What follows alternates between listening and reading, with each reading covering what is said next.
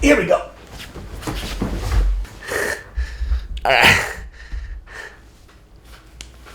All right, another day, another vlog. I'm trying to do vlogs weekly, right? And you know, not the typical vlogs that you always see, because I'm always trying to do something different. But guess what? Today was a glorious day, so I have to share something with y'all. When I have an amazing food experience, and I think that speaks for a lot of foodies out there, we just have to share it. And I'm telling you right now, I think I found the best, if not one of the best, pizzerias in Los Angeles. Oh! I agree.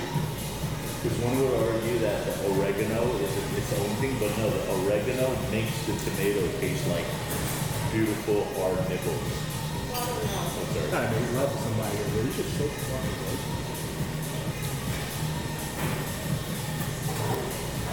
Listen, I know what you're thinking. What did this Asian guy know about a pizza pie, huh?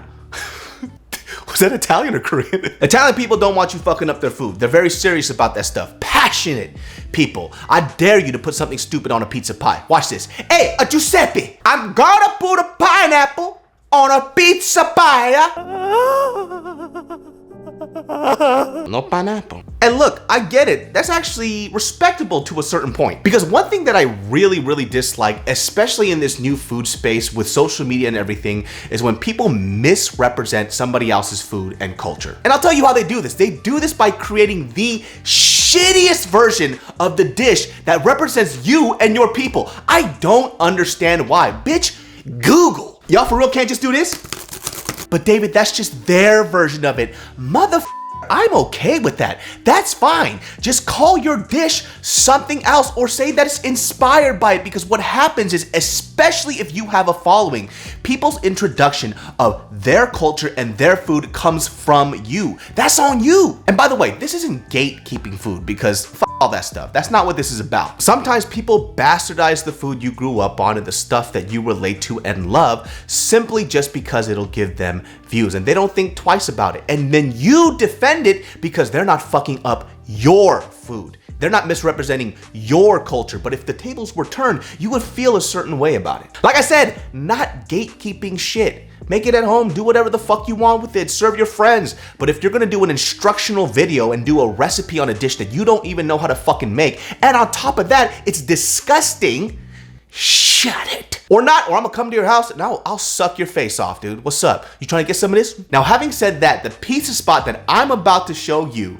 is owned by two of the most authentic Korean people ever. What's up? I don't give a fuck. But on a serious note, this pizza spot is actually owned by two Korean people, and the joint is called Pizzeria Se in Los Angeles. This place to me is a representation of what I love about the evolution of food when other people get a hand on it. And this is what I mean by not gatekeeping food. I was actually introduced to Pizzeria Se by my buddy Robin, and Pizzeria Se does something very interesting, and the style of pizza that they actually create is called Tokyo Neapolitan. For a lot of people, the differences can be subtle. Like there's this salt punch that's added to the oven right before the pie is cooked. But the thing that stands out the most is this puffy, slightly burnt crust made from this super light dough. Look, when you eat this pizza, you'll notice right off jump how light and airy it is, and that charred, crispy crust just makes sense. And by the way, like a lot of great things, especially when it comes to food, the details are really important, because it's even in the crust. They fold it a certain way right before throwing it in that hot oven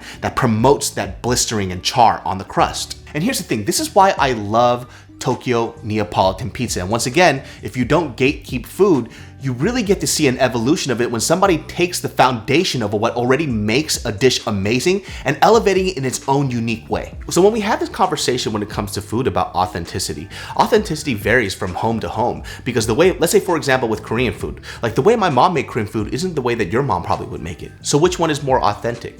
I think what happens when I talk about people who misrepresent food is when somebody's not even in the know or don't know anything about the food or the ingredients, and they just throw things together and say this is what it is. I don't really like that. If I were to give you a few pro tips before you go to Pizzeria Se, I would say go with about 3 people so you can try 3 different individual pizzas and then share each other's slices so you could try a little bit of everything. And I like to get the jardiniere because it adds a little bit of acidity and crunch to that fatty cheese that you'll have with some of the dishes there.